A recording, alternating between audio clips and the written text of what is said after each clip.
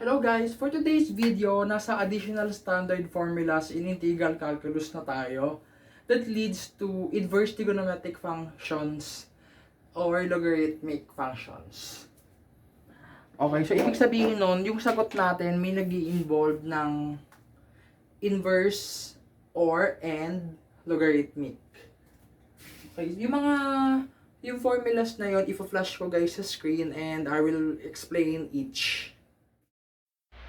These are the additional standard formulas in integral calculus that are derived from trigonometric substitution. Let u be a differentiable function of x and a, an arbitrary constant, is not equal to 0. For the first formula, we have du over a squared plus u squared. This is equal to 1 over a arctangent u over a plus c. Okay guys, yung first at saka third formulas, na-derive natin to from trigonometric substitution. Ayan yung first example ng case 1 at saka case 2. Okay? So, ito pa guys, yung iba pang formula. So, formula number 2, du over u squared minus a squared. Magkaiba sila sa formula number 1. Okay? So, walang square root na involved. Ito ay equal sa 1 over 2a ln of the absolute value of u minus a all over u plus a plus capital C. Tapos, for the formula number 4, as you can see, dalawang formulas yan na pinag-isa. So, kung plus yung sign ng radical sa baba, yung binomial, yung second term, plus din yung nandoon sa loob ng ln. So, kung minus, minus.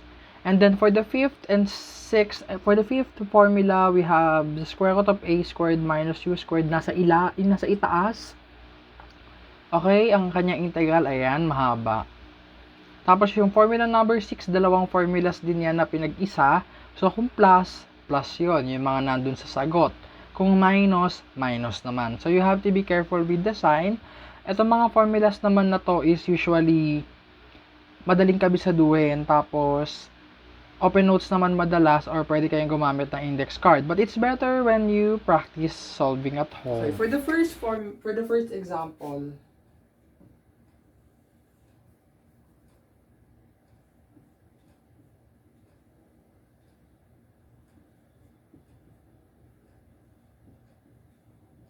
okay, we have the integral of dx over 3x squared plus 5. So this one is very, very easy.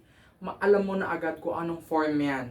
So that is in the form du over u squared plus a squared. Okay. Kung sakali na mayroong x dito, du over u yan, using the basic integration formula. But in this case, walang x. Yun ibabaw. So ngayon, we are going to let. Okay, ngayon, we are going to express this one as x square root of 3 quantity square. And then this one, we have square root of 5 quantity square. Okay, ito yung magiging u.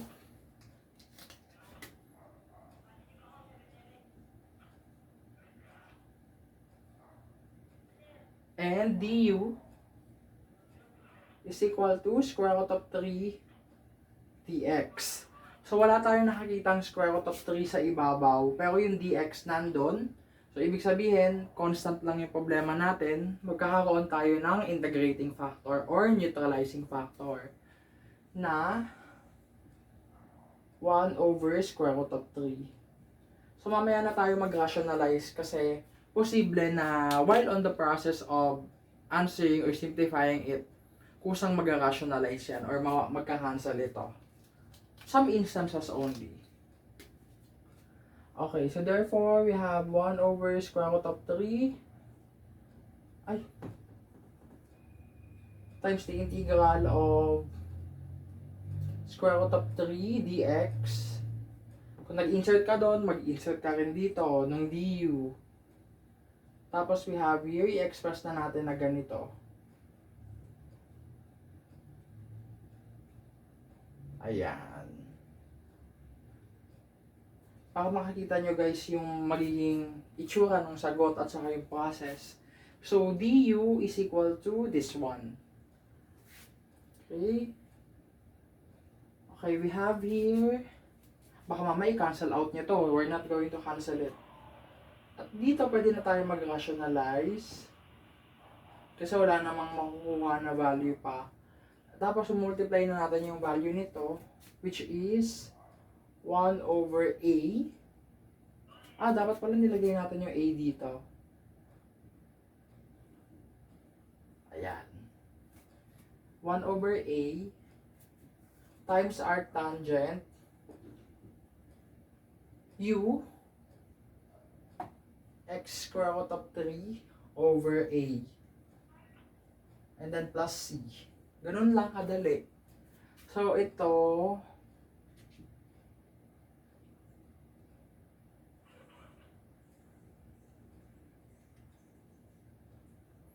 ito rationalize pa to.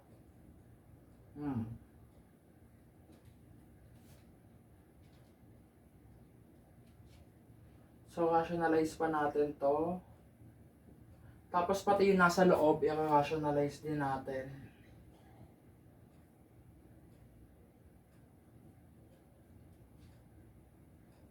Okay. Let's rationalize it.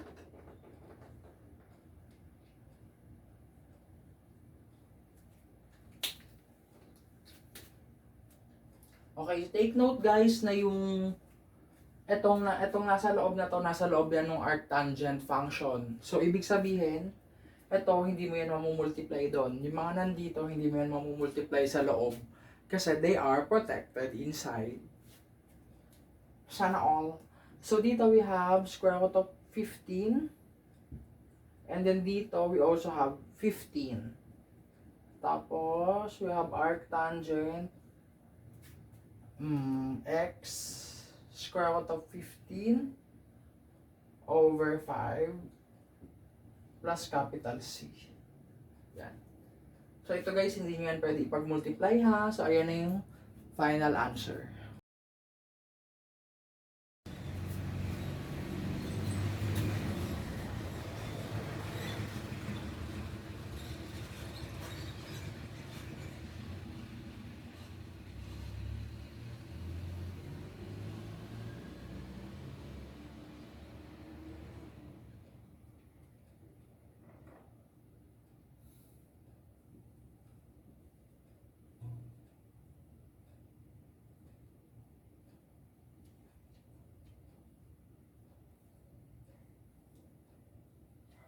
Okay guys, for the second example, we have here dy over 25b squared minus 36a raised to 4 y raised to 4.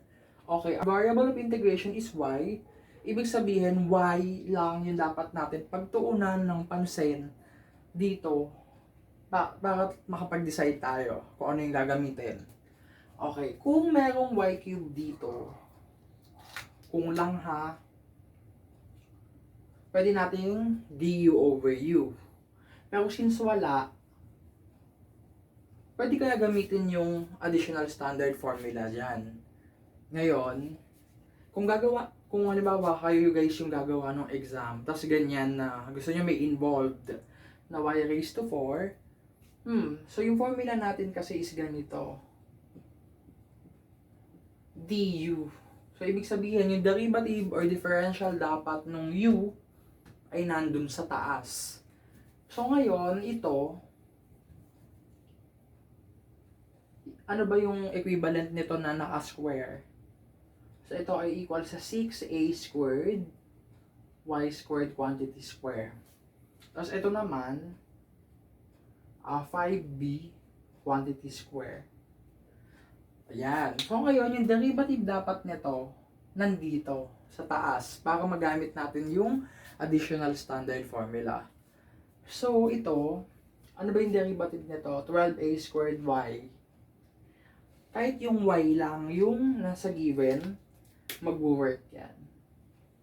Paano po kung y squared? Ibang technique na yung gagamitin doon. So, paano kung y cube? Ibang technique na rin yung gagamitin doon. Kung y raised to 5, ibang technique na rin. Kung walang y, ibang technique na yan, partial fractions, which is medyo matagal-tagal pa. Okay? Lalagay ako ng konting konting palamuti.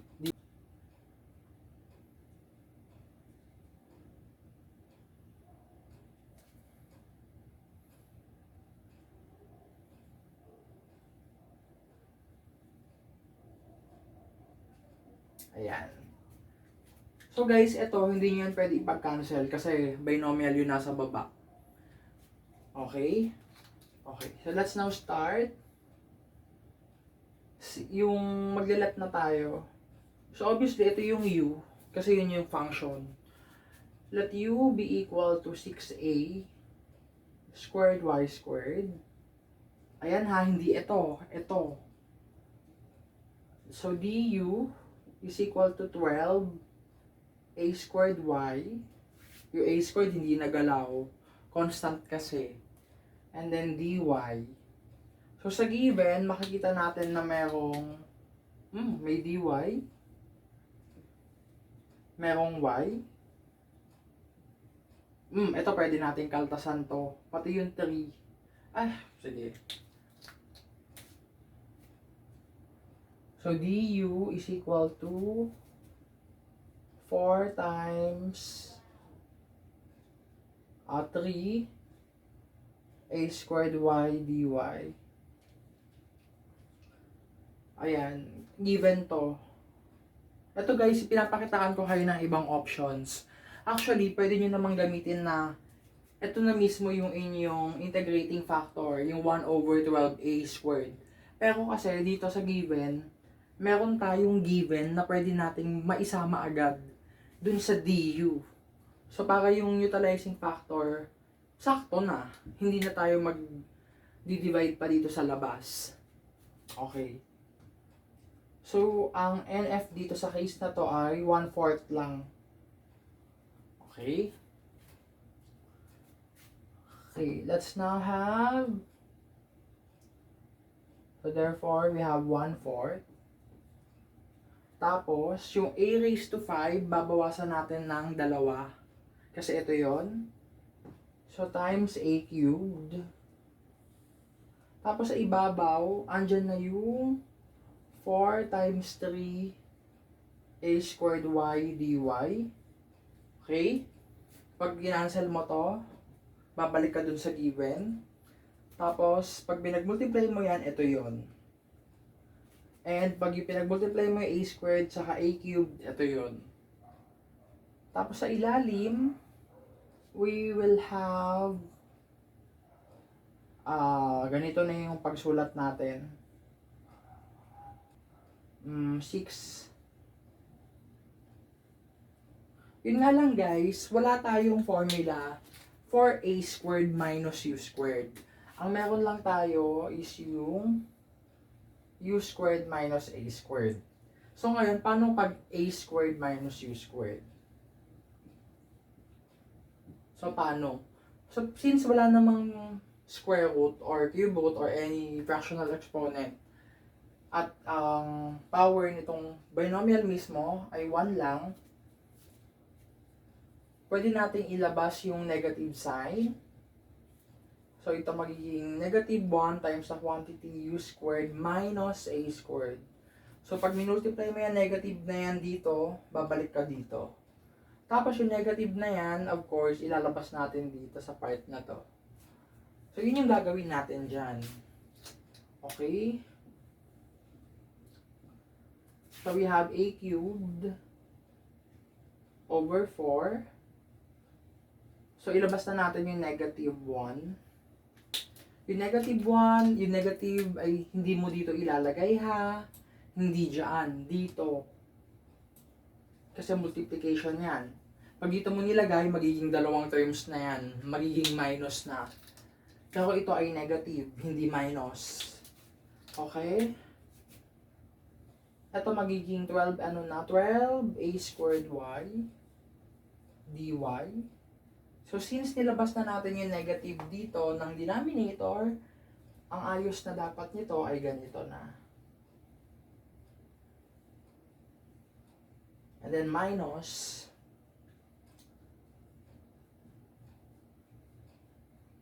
ayan. Okay. So, malinaw guys na ito ay in the form du over u squared minus a squared. So, pwede na tayo mag-integrate. Okay, we have here negative a cubed over 4. So, times 1 over twice nito. Okay, times ln of the absolute value of u. Ito yon. Minus a. Ito yon. And then all over. Yun din, pero sa baba ay plus. And then plus capital C. So simplifying further, the final answer is negative a cubed over 40b ln of the absolute value of 6a squared y squared minus 5b all over 6a squared y squared plus 5b plus capital C. Okay, this is now guys the final answer. Okay, take note that hindi mo yan pwede ipag-cancel. Magiging 1 minus 1 over 1 plus 1, 0. Mali yun. So, isipin nyo na lang guys na 2 minus, halimbawa lang ha, 2 minus 5 over 2 plus 5. Ito ay equal sa negative 3 over 7. So, hindi yan equal sa 0, kagaya nung ginawa mo. Gagawin nyo kung cancel out nyo yan.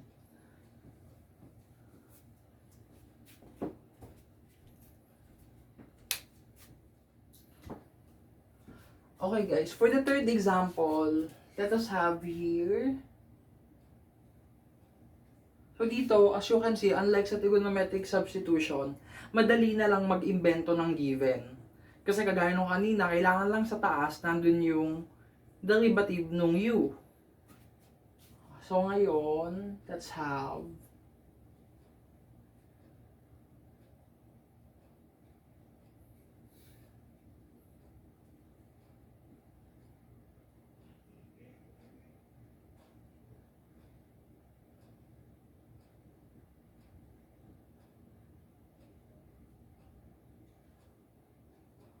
okay, we have here 9 minus 12 sine squared x sa ilalim. Ngayon, ang u natin ay yung square root nito, itong part na to.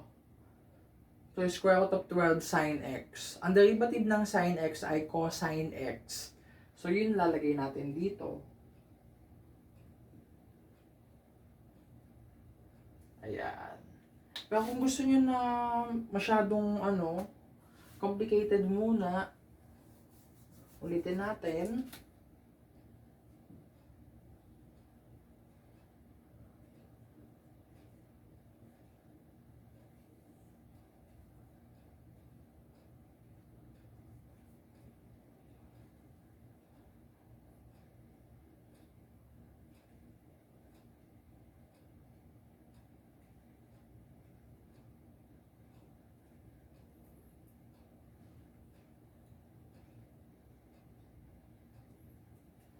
Ayan. So, we have here square root of 3 cosine pi dx over secant x times square root of 9 minus 12 sine squared x. Okay, so medyo rinumble natin at nagdagdag tayo ng konting palamuti. Okay.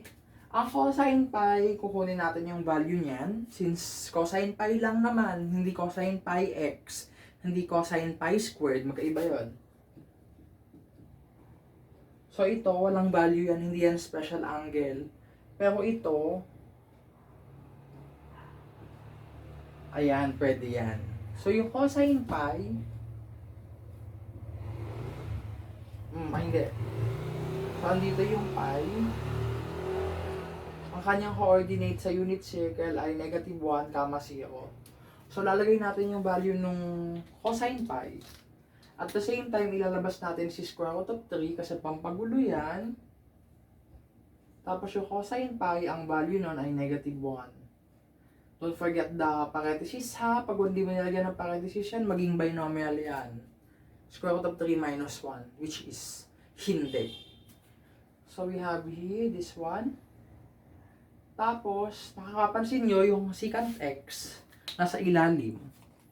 So by definition, pag nasa ilalim yung secant x, pag nilagay mo sa itaas, magiging cosine x na yan.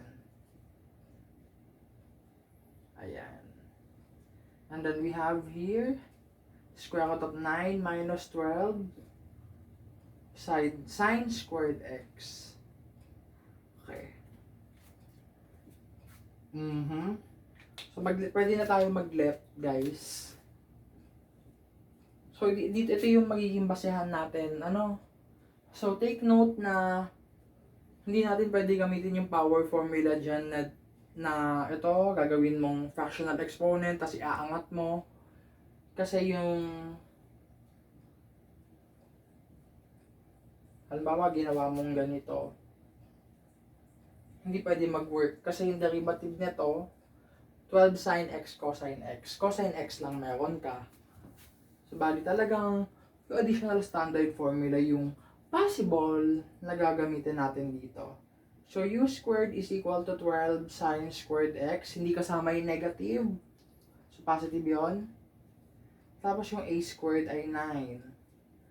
So, u therefore is equal to square root of 12 sin x du is equal to, yung square root of 12, ayan, ay equal sa 2 square root of 3. Tapos yung derivative ng sin x ay cosine x.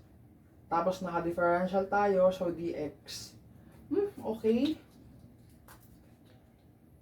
So, meron tayong cosine x sa given. Ito yon.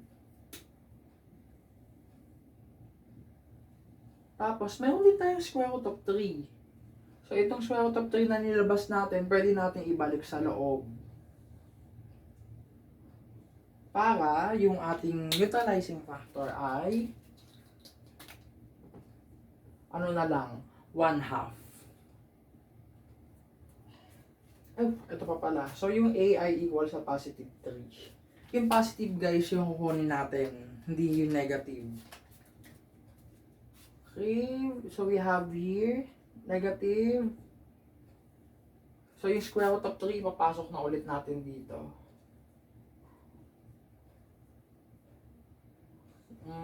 Tapos, we have 3 squared quantity. Tapos ito, we have 2 square root of 3 sin x quantity square.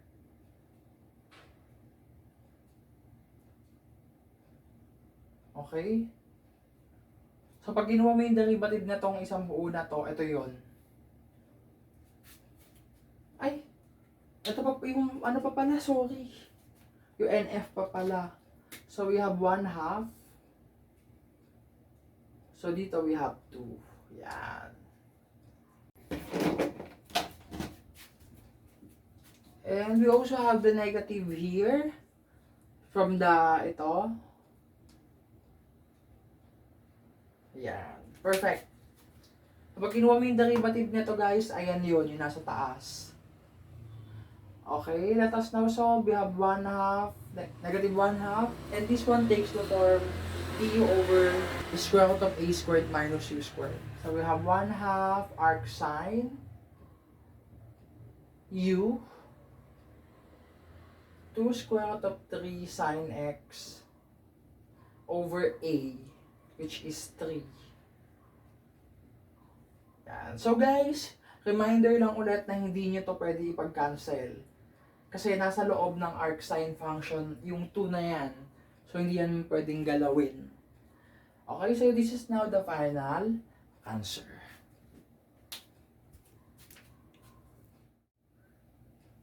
Okay, for the fourth example, let's have 4w. Tapos, let's have here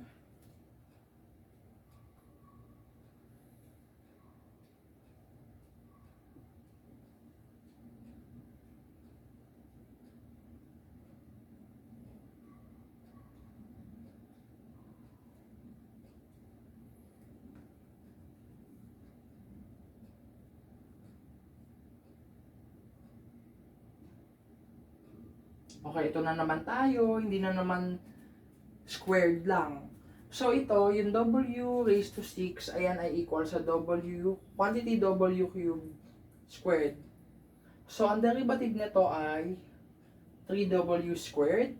So yung W squared dapat nandito para magamit natin yung additional standard formula.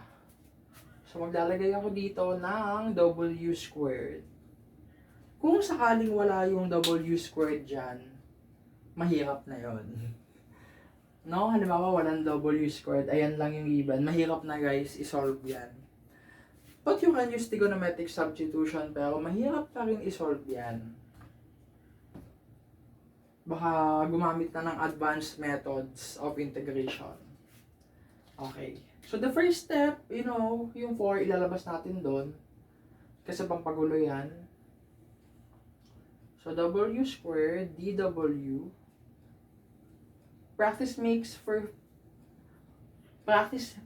perfect, guys. Okay, so ito gagawin na nating 5W cube quantity square minus 11. Okay. So magle-left na tayo, guys. Actually, this is for representation only.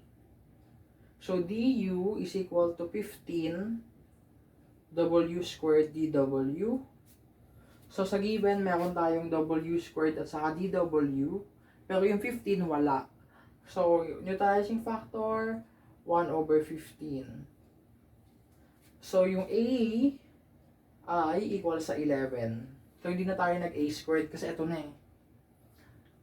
In-express na natin agad as ganon. So, kayo guys yung bahala talaga kung paano yung maging itsura ng solution nyo, o kaya depende sa prof nyo, kung ano yung mga kailangan ipakita. Pero yung lagi nyo lang tatandaan is dapat alam nyo kung ano yung U, alin yung A, at ano yung DU. Dapat marunong kayo magkumuha ng derivative. Okay. So we now have here 4. Don't forget. And then multiply na natin yung ating integrating factor na 1/15. So we now have here 15.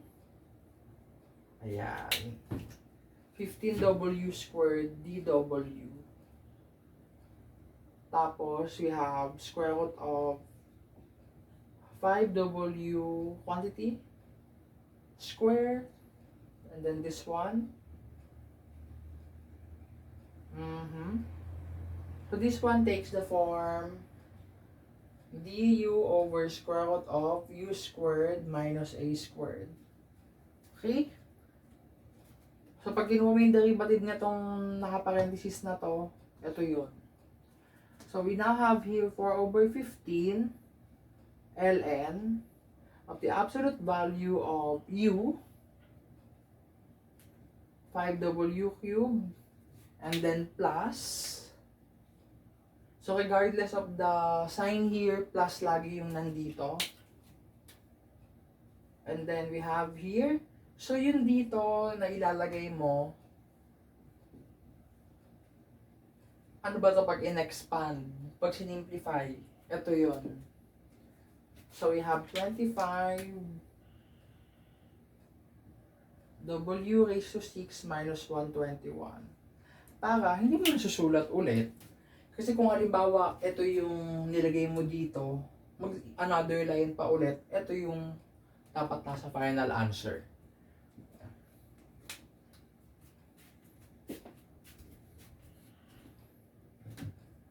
Okay guys, so I divided this video, this topic into 2. So ito yung end ng part 1. So last example. At lang nalagay tayo na exponential. Logarithmic function. So, ang ln squared x, ito ay equal sa ln quantity. At yung derivative nito ay 1/x. Okay. Ayan yung gagamitin natin example.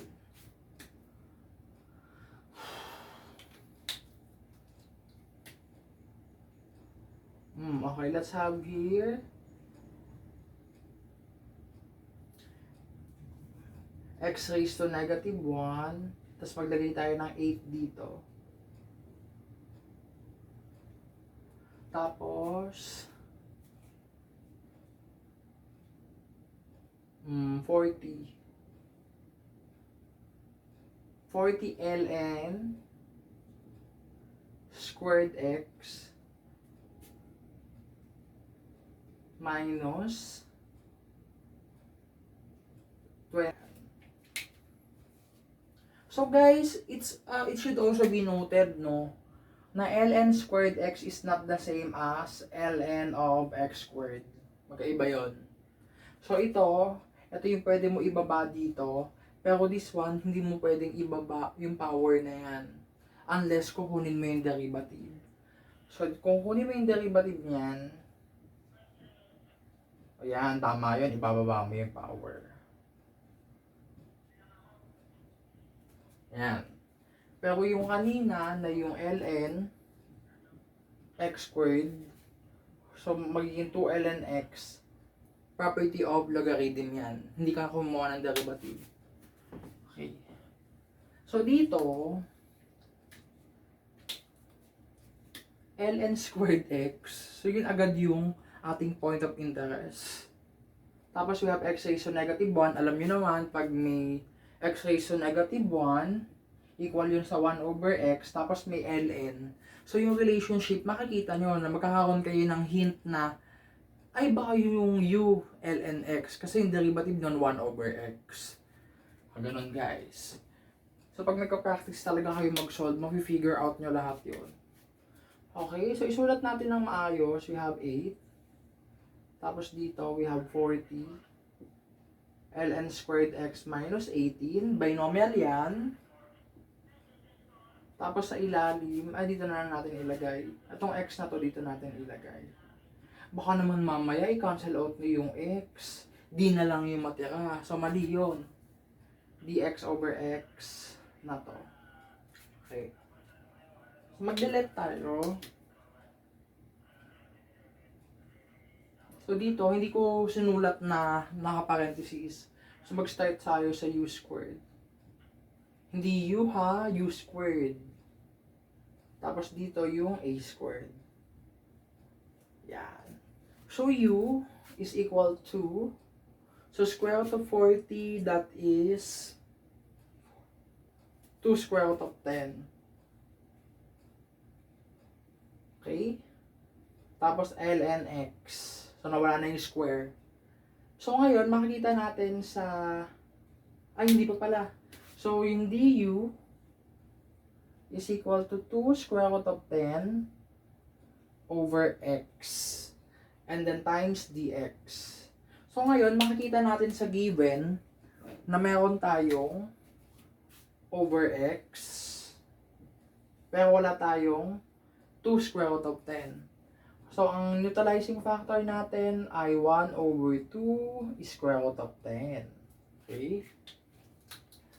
Tapos ito, a is equal to 3 square root of 2. Yan. Okay, pwede na tayo mag-solve.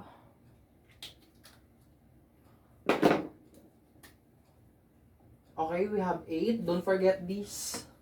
8 times the integrating factor, 1 over 2 square root of 10. And then we have here, i-express na natin na ganun. 2 square root of 10 ln x quantity square. Tapos minus 3 square root of 2 quantity square. Ako, hindi nakasya. So, yung dx over x na lang pala yun. Tapos, dito, we have 2 square root of 10 x dx.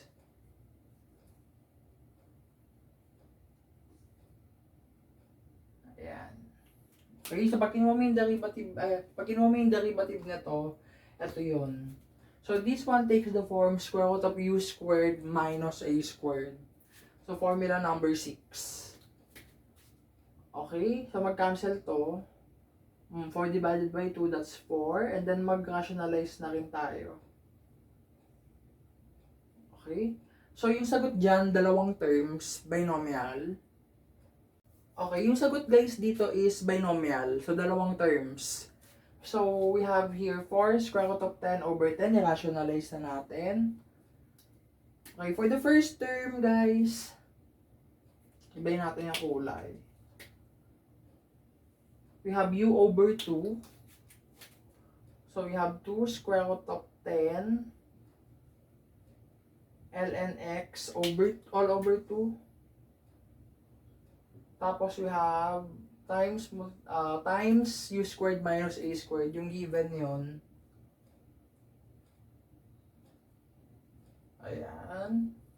And then for the next term, minus, kung minus to minus din yun, hindi na kasya. So, dito na lang. We have a squared over 2, 18 over 2, and then ln of the absolute value of u, 2 square root of 10 ln x, plus, so yung dito sa plus na to, sa ln, hindi mapapalitan. Tapos u squared minus a squared. And then, plus c. And then, plus c. Okay, so may mag-simplify pa dito. Ito. So we have 2 over 5. 2 square root of 10 over 5. Okay, we have 2 square root of 10 over 5. Tapos ito. Tapos ito rin, mag-9 na lang. Okay. So we have here square root of 10 ln x. So times the square root of 40 ln squared x minus 18. Tapos hindi na rin kasya na naman. Minus 9 ln of the absolute value of 2 square root of 10 ln x plus. So 40 ln squared x minus 18. Absolute value, at nakalimutan ko yung absolute value dito. Tapos, parenthesis, plus c. So, ito na guys yung final answer. Okay, so thank you so much guys for watching. So, panoorin nyo guys yung part 2. Baka dun sa kasunod nito, more examples pa na complicated.